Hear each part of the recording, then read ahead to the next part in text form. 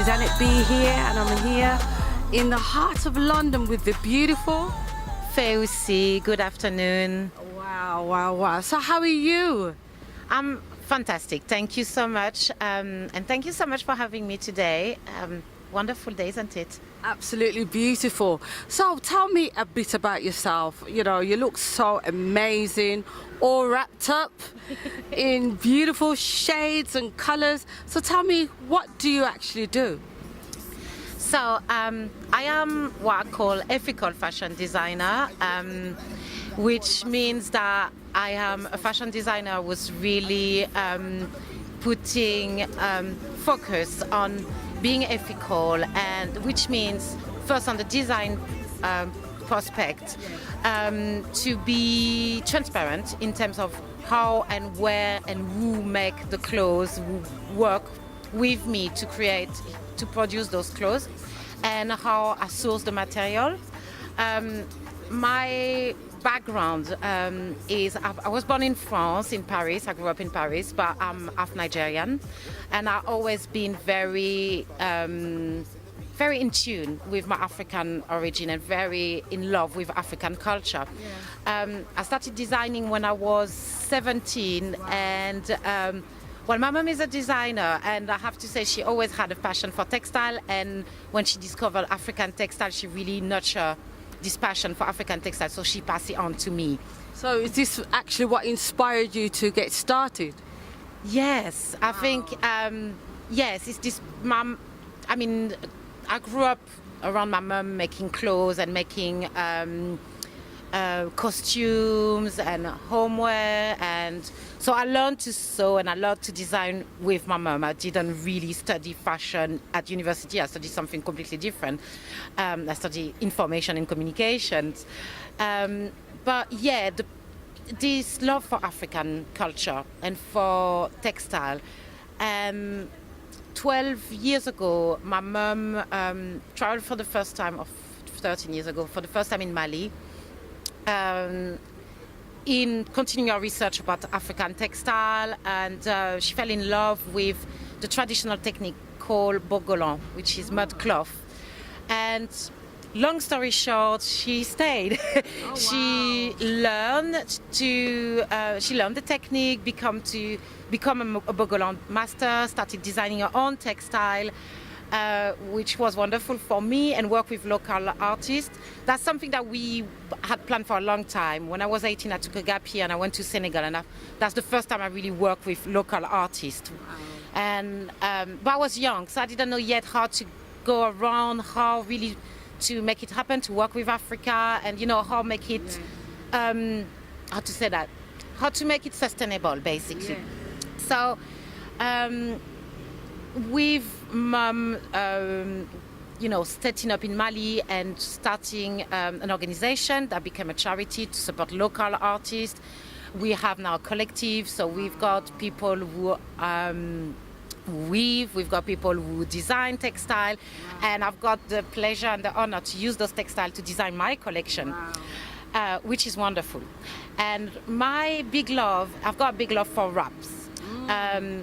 I mean, this is the tradition in Africa. Wraps are always been there. Yeah. The wrap skirt. Every woman wears the wrap skirt, and you can do so many things with a wrap. It's amazing. When I went to Africa for the first time, I realized how much you could do with just one piece of fabric. And because traditionally the way they design textile in Africa is I actually studied this for a long time, because the process of design on African textile is very much a process of telling a story. Wow. Of writing, using symbols. Every culture, every country, every tribe had different symbols and different techniques of creating design, textile design. But there's one thing that is common, is it tells a story. And it tells a story about the tribe, it tells a story about the person who wear the fabric, who wear the cloth. And this is why you just wrap yourself in it, because it already says everything about you, about your family, about your success, about your achievement.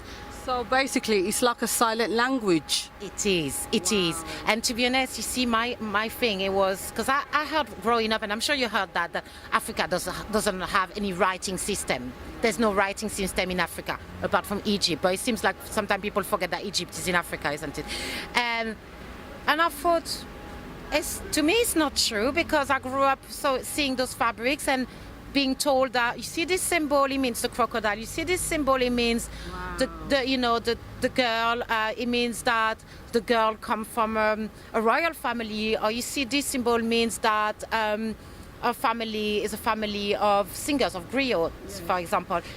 These type of things. And so I really, and funnily enough, I studied information and communication, and I decided to write my master memoir about African textile and to demonstrate that they are support of communication.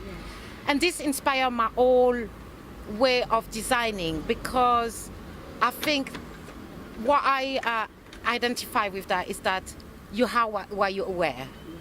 Even if I agree, you can't judge somebody on just what they're wearing and how they look. No, you have to, there's More to them. there's more to them. I believe that people for the art, but it is somehow very true that we express ourselves with what we wear.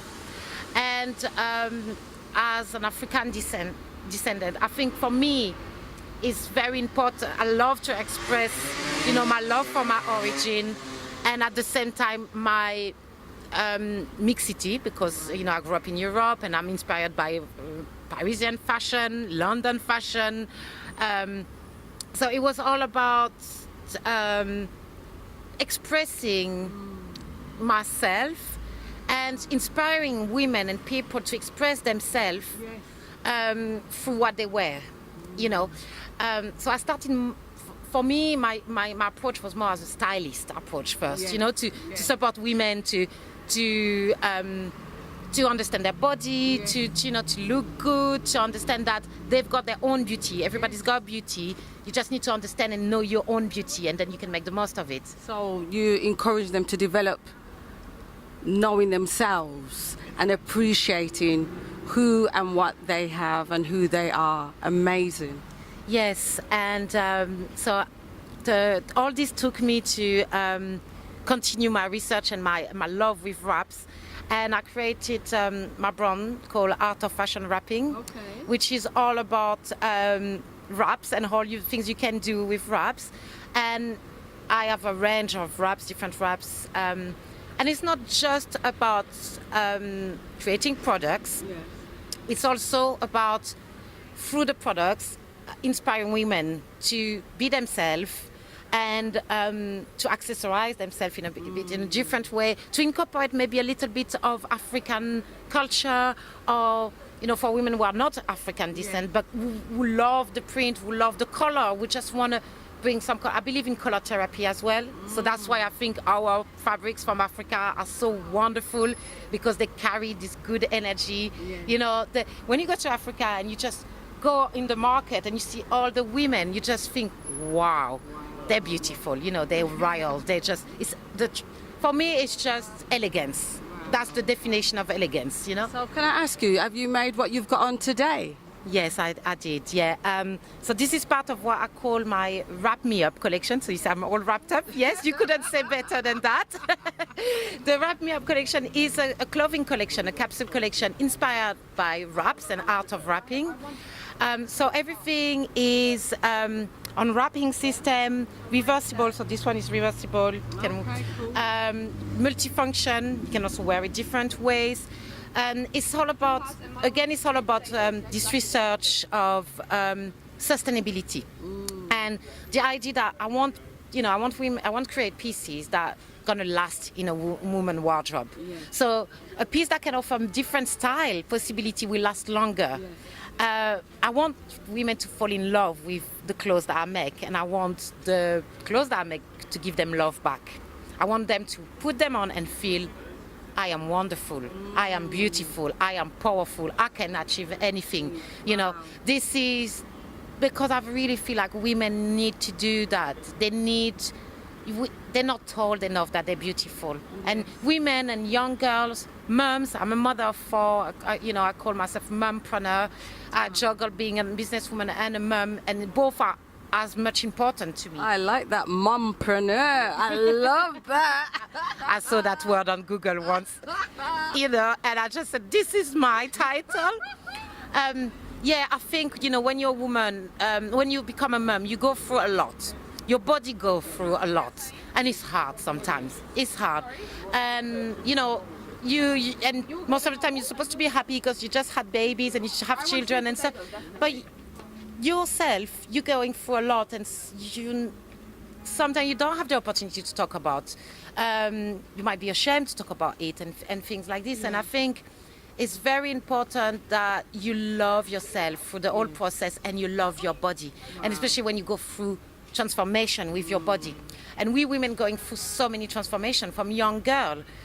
First we're going through puberty, men as well, but the women body change, and nowadays I think they change even younger and quicker. And if you don't have the strong belief that you are beautiful, that this love within yourself, it can be very challenging. Especially how everything's depicted in the social media of how one should look. There you go. Oh, how can people get a hold of you? How can people get a hold of your clothes? Can you tell the viewers how they can get a hold of you? Yes, they can visit my website, feuhssi.com, www.feuhssi.com, where they will find all information about my work, and from fashion to empowering girls with workshops, community work, and lifestyle coaching for women. And I am everywhere on social media, on Facebook, Uhssi or Art of Fashion Wrapping, and on Instagram, Art of Fashion Wrapping. And you can also find some information about my charity in Mali, Bolo no Mali, on Instagram. And if you're interested, please get in touch with me, send me a message. I'm always happy to connect and to share my passion for fashion and for empowering women. Well, you heard it here. Contact her, contact her, contact her. Well, this is Annette B. Thank you for tuning in, and the beautiful Uhssi. Annette, thank you so much for having me. Really, really wonderful. It's a pleasure. This is a lifestyle show. Peace out. Addicted to your praise and the bass and the race to the taste of the bass and the bass of the beat. Praise of your beat, yes, praise of your beat. I really mean it when I say praise of your beat. What about your praise? What about your beat? What about the praise and the bass and the beat? I wake my lute, I wake my harp, your pressure continually be in my mouth. Jesus is a praise, Jesus is a beat. Jesus owns the praise and the bass and the beat. Jesus is the praise and the bass and the race to the taste of the bass and the bass of the beat. Yesu, Yesu, mo fẹ́ràn rẹ, say Jesus, Jesus, I love you, say oh Yesu, Yesu.